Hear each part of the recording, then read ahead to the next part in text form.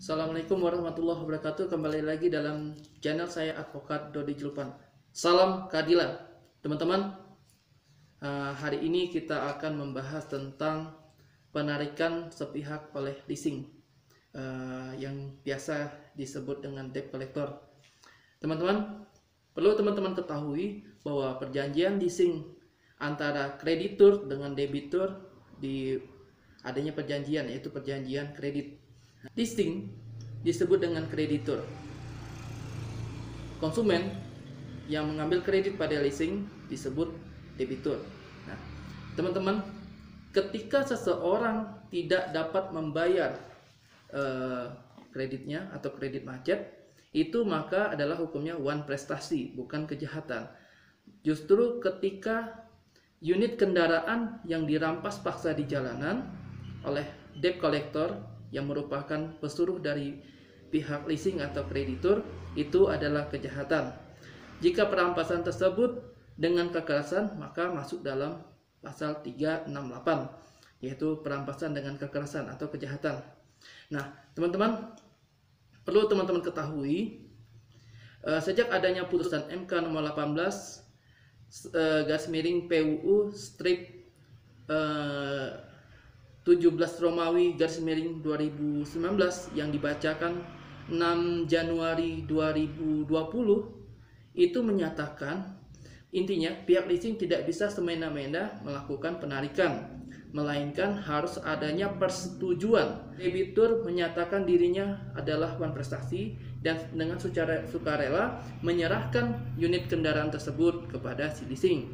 Nah, atau leasing bisa menarik jika si debitur tidak dengan sukarela, yaitu melalui suatu penetapan pengadilan. Jadi kreditur yang dimana si debiturnya telah melakukan wan prestasi, maka wajib membawa masalah ini kepada pengadilan dan memintakan suatu penetapan pengadilan untuk eksekusi.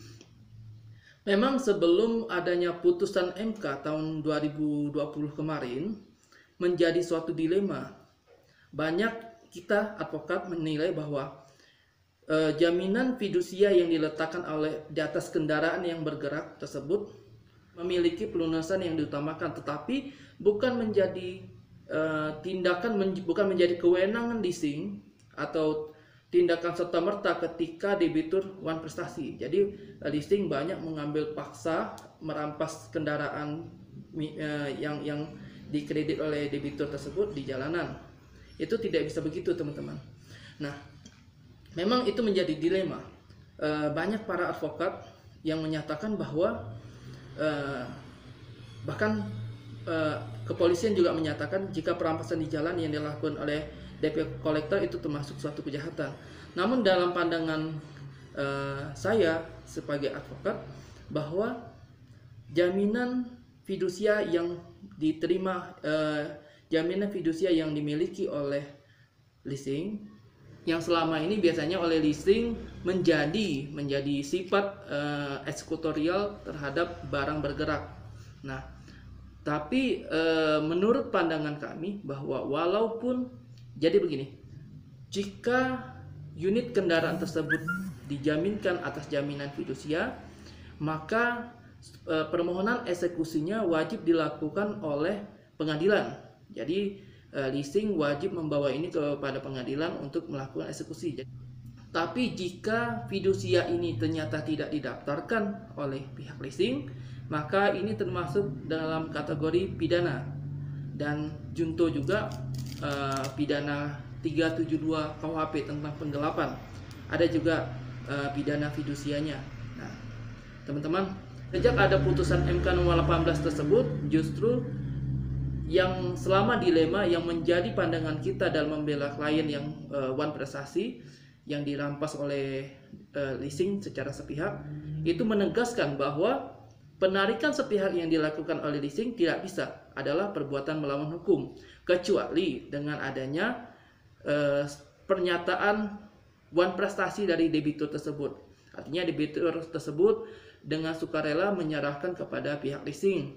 Nah, atau dalam putusan MK tersebut, atau pihak leasing membawa perkara ini kepada pengadilan, meminta penetapan pengadilan untuk melakukan eksekusi terhadap jaminan fidusia tersebut.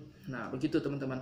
Jadi teman-teman yang telah melakukan kredit, mungkin kreditnya sempat macet atau tertunda pembayarannya, jangan takut, itu bukanlah kejahatan, itu adalah wan prestasi. Wan prestasi secara perdata adalah tuntutannya ganti rugi atau dikembalikan unit barang tersebut. Nah, justru pihak leasing yang menggunakan pihak ketiga atau debt collector yang melakukan perampasan di jalan itu adalah perbuatan melawan hukum, apalagi tindakan tersebut disertai dengan kekerasan, maka masuklah dalam 368 KUHP. Demikian teman-teman sharing singkat ini. Permasalahan perampasan di jalan ini masih sering terjadi walaupun sudah adanya putusan MK tersebut. Nah, hal inilah yang kita bahas. Semoga bermanfaat untuk teman-teman. Jika video ini bermanfaat, jangan lupa subscribe, like, share, and comment. Terima kasih dan salam keadilan.